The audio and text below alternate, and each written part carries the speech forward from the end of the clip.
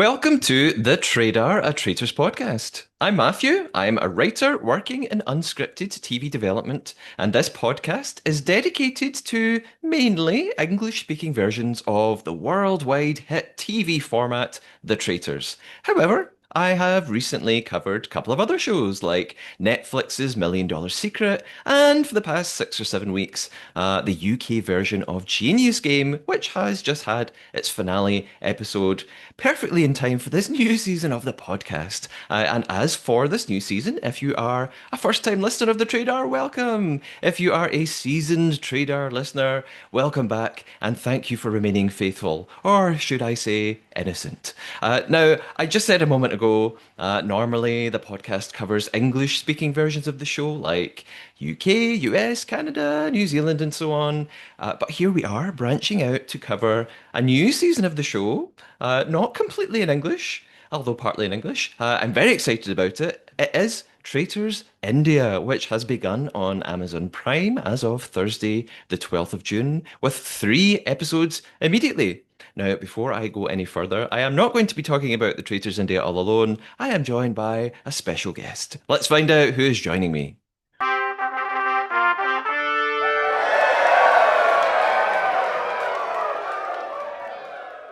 I am joined by MaJiKer. MaJiKer is a multi-platinum selling songwriter, producer, and creative coach. He lived in Paris for 13 years, where his work earned numerous awards, including French Grammys and the Mercury Music Prize of France. He has performed on Later with Jules Holland and Top of the Pops, has beatboxed at the proms, and performed as lead soloist in a concerto for beatboxer and orchestra. He also happens to be a Traitor superfan and has been on the podcast before with me.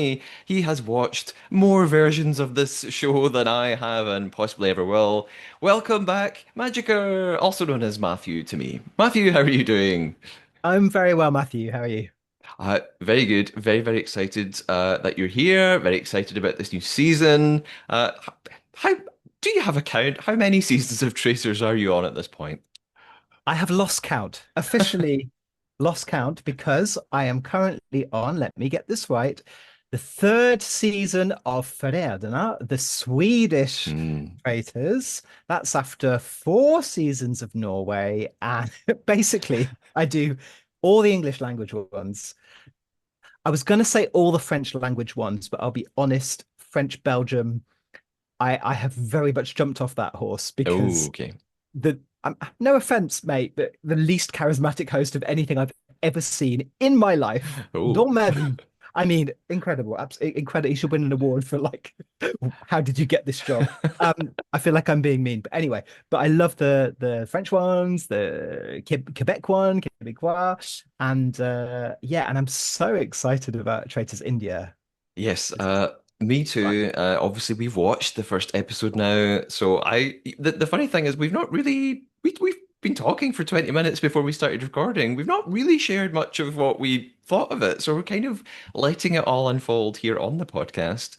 Now, what I mentioned was that there are 3 episodes already available, and there will be 3 every week until we then get to the finale, which seems like there'll be one final episode on its own that final week. The podcast will probably cover 1 or 2 episodes at a time. Today, we are just focusing on the first episode because there's probably so much to unpack and we want to get to know all of these new players. I'll very briefly mention how you may access the Traitors because I know a lot of people want to see Traitors India and aren't quite sure how to do that if they're in the UK or another country. This is perfectly legal, what I'm about to tell you, so I'm allowed to say this. You can legally use a VPN. It's fairly simple to find online and install. You may have to pay a little for it. I am using one called the Nord VPN. It cost me £10 for a month. You can install it very easily, like I said, change the country that it is set to. So I set it to India, and hey, I was able to log on to Amazon Prime. Of course, you need a Amazon Prime video account, which I have. They're doing free trials. Hey, I got a 30-day free trial, luckily, and I'm able to watch the show fairly simply. So there's a little bit of advice about how you can watch it. Uh, Matthew, I kind of think we're ready to just go for it and get into this first episode. Shall we do it? Yeah, absolutely. I mean, I have some links to India, but maybe this will like bubble up as we Oh, start to yes. talk about this show. Yeah. You do, and I've known you for a while, and I only found this out very recently, so I wondered if it may crop up today. So I'm Hmm. very excited to hear even more about it. Yeah. Here we go then. Brand new season, Traitors India, season one, episode one.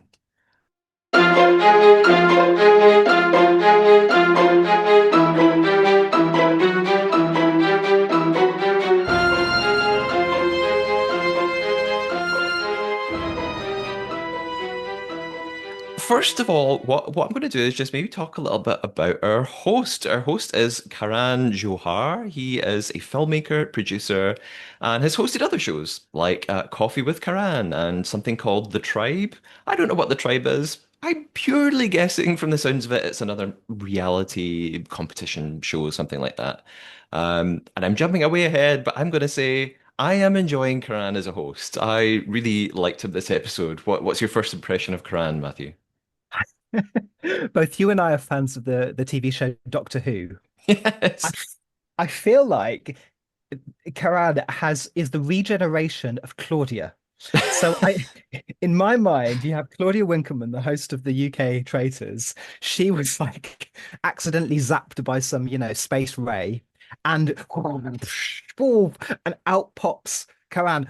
Very similar energy. I just have to Mm, say, different accent, different look, definitely. But I'm like, he is channeling Claudia, yes. definitely. Yes. And also, Karan, Karine, not sound that different. Host of I'm Canadian, French Canadian. Okay, I'm not a conspiracy theorist, but I'm willing to go down this one that Karine got reincarnated as Karan, Hey. having been originally Claudia Winkleman. Okay, this works for me. Yes, they've regenerated into our new host. Yes, we'll get to it, but uh, really enjoyed him as a host. What I thought would also be helpful is really partly for me is to run through our cast. We've got this brand new cast of 20 celebrities. I'm really not familiar with them, so I'm going to go through them.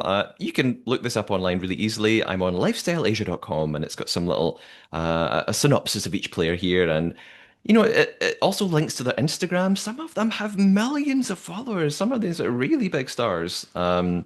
So we will go through them one by one. First of all, we have Anshula. What do we know about her? She sort of actually does feature in episode one quite a lot. Anshula is the daughter of film producer Boney Kapoor and sister to actor Arjun Kapoor. She's an entrepreneur known for her online fundraising platform, Fankind. And our family is very important because she has a relative in this show, which we're going to get to. Next up, I have Apurva, and Apurva is a popular digital content creator, social media influencer. We've got a couple of those sort of social media people on the show, also known as the Rebel Kids. That even comes up. I think the first time her name appears, I thought, oh, the Rebel Kid? What does this mean? I guess it's like a sort of online moniker she's going by. Yeah, she's Uh, got casual 4 mil. a casual 4 mil. Yeah, Just she's only got 4 million followers on yeah. Instagram. I Wow. mean, I'm very close to that myself, so I feel like we've got a lot in common. Next up is Ashish, very interesting character. I am going to guess the oldest of the players, off the top of my head, basing that on looks alone. And what I have here about Ashish is, and we realize it in the show, he's an actor, a National Film Award-winning actor. He's a long, prolific career spanning multiple Indian film industries. So it seems like the other players know who he is. A lot of them don't know one another, and most of them seem familiar with him. They know that he's an actor, and it does come up in conversation. Next up, we have someone who turns out to be a very important character. Well, I'm saying character. She is a real person. In this first episode, this is Elnaz. She's an Iranian German actress and model. She's made her mark, apparently, in the Indian entertainment industry with appearances in films, web series, music videos, and she's important for a couple of big reasons in this opening episode. I am very excited about her as a cast member. She stood out to me instantly as someone who was probably going to be good fun to watch. Hmm. Next up, I have Harsh. I have a few things to say about Harsh as we go through the episode, mainly that he's very handsome.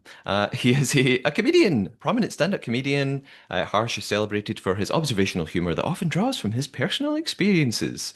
There we go. And again, there are players in the show who reference already knowing him outside of it. Next up, we have Jana. Jana is a widely recognized television actress and a massive social media sensation. And she's been on other reality shows. She seems to know some of the other women that they're in the car at the beginning. They're quite familiar with one another. Up next, we have Janvi. Oh yeah, Matthew. Just going to say, Janat actually puts all the others to shame. How many? 50 million. Oh my goodness. 50. Whoa, Look, I know India's a very big place, but 50 million people follow this woman on Instagram. that's Wow. unbelievable. I thought you were Wow. going to say like 8 or 9 million, I, 50 million. well, Yeah, I mean, no I wonder that the synopsis is social media sensation. That seems wow. justified. Uh, yeah, amazing that. It seems like amazing that she's on the show, but Yes. I wow, think, okay. to be fair, I think this lineup is stacked from what I've read. That like fans of Indian culture, pop culture are like, oh my goodness, what a Hmm, lineup. So this is okay, exciting. cool. Yeah, yeah, that's good. Next up, I have Janvi. Janvi is an astrologer and spiritual healer, apparently. And of course, in the show, she describes herself really as a palm reader. And my synopsis tells me that she's known for predictions. She enjoys a massive fan following on her social media handles. I actually don't have a note of her Instagram here, so I'm going to believe that she has a massive following. I can't see a figure right now. Next up, I have Jasmine, who I don't I don't feel like you featured that much in this episode. I saw her here and there. I heard a couple of things from her, but don't know if she played a huge role just yet. She is a popular television actress and gained fame for her roles in Hindi serials. There's a couple here. One of them is Dil Si Dil Tak. I don't know what that is, but I'm sure a lot of listeners might be familiar with this. She was also part of Big Boss in its 14th edition. I think that must be a sort of another reality show. It's Um, uh, it's Big Brother. Oh, oh my goodness, it's Big Brother, of course. There are a couple of Big Brother connections in this cast, but there we go. But she's been on Big Brother. She's familiar with this world, this kind of show, I guess. Okay. Uh, Next up, we have Karan, not Karan the host, a different Karan, Karan K, a well-known television actor, host, and reality show personality. Apparently, he rose to fame with something called Katani Mohabbat Hai. He has since been a part of numerous successful shows, and hey, he also is involved in Big Brother. He was in its 15th edition, apparently. There we go. Next up is Lakshmi. I sort of also I'm quite enjoying her as a personality on the screen so far. Made me laugh a couple of times in this episode. She's an accomplished actress, producer, television presenter, and has also appeared in American television shows such as Las Vegas and Desperate Housewives. That's incredible. I watched most of Desperate Housewives. It was a long time ago, so I'm going to blame my old memory on not recognizing her. Next up, we've got Mahip, also quite an important player in this episode, I would say. She's a jewelry designer. Her husband is very famous. She gained widespread recognition through the reality series Fabulous Lives of Bollywood Wives. Excellent rhyming there. And she is related to Anshula. One of them's the aunt, one of them's the niece. I think Mahip is the aunt. Uh, I'm sorry to these people if that's wrong. Uh, I think she's the aunt. Next up, I have Mukesh, who I don't know is like also doesn't play a massive part in this episode. Highly influential casting director in Bollywood, Mukesh is credited with discovering and launching many successful actors. He also directed the 2020 film Dil Bichara or Bichara, the final film of late Sushant Singh Rajput. And again, I'm not familiar with that, but maybe a lot of other people are. Highly influential casting director. Seems like this is a very well-connected, well-known person. Next up is Nikita. We'll have a lot to say about Nikita. Nikita is celebrated as India's poker queen, which ends up being very important. A professional poker player, the first Indian woman to win a World Series of Poker gold bracelet.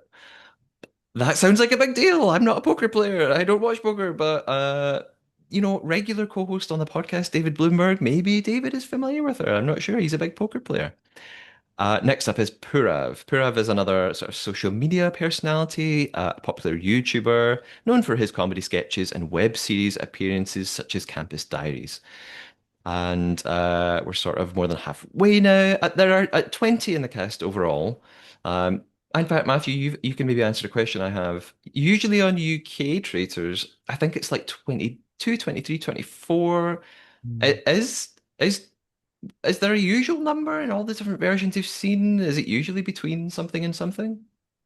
Yeah, 20's actually on the higher side. I think when they have kind of celebrities, it can sometimes be around 18. Mm, Obviously, it's a really peculiar format. We know it well that people just keep stating the obvious here. People keep getting murdered and banished. That's what happens. yeah. So, like all, if things go well, every episode or every other episode, you're gonna lose one or two, often two players. So you just get them through them really, really, really fast. Yeah. Um, so I think 20 is a good. I think 20 is the right amount. Although it does make this first episode really hard to keep track of everybody because I don't know anybody. So Yeah.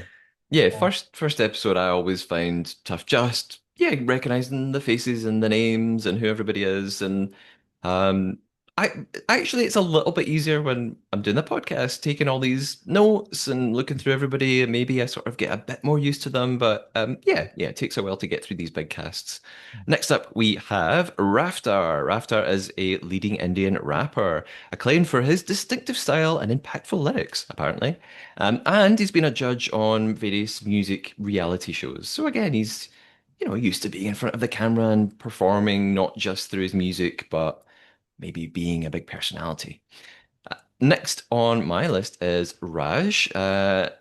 Also very important in this opening episode. Raj is a businessman. He's been involved in various ventures and is often in the public eye, partly due to his marriage to actress Shilpa Shetty. Shilpa is a big name to me.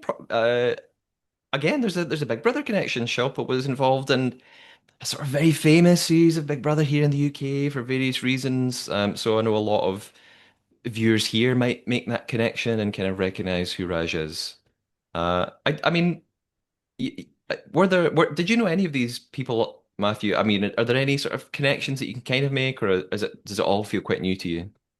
No, it's all new to me. But when I saw that Raj was Shilpa Shetty's husband, I Yeah. double took really because Yeah. I would say that Shilpa Shetty's probably the most famous Indian actress in the UK Yeah. Yeah. because of her stint on Celebrity Big Brother, which was eventful for so many reasons. Yeah. And I don't know if we were allowed to spoil a show from I want to say 2007, but she did really well on that show. So she's Yeah. gone down, as a favored player. Yeah. Yeah. Absolutely.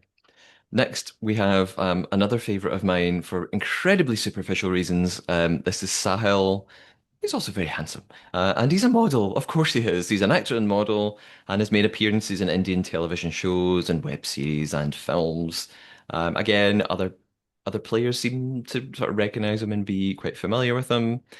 My next player is Sudhanshu, and Sudhanshu is a seasoned actor in both television and film, mostly well known for his portrayal of Vanraj Shah in the popular Star Plus series Anupama. He doesn't get much screen time in this opening episode, I don't think.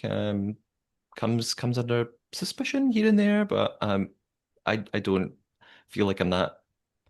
I've not really gotten to know him yet.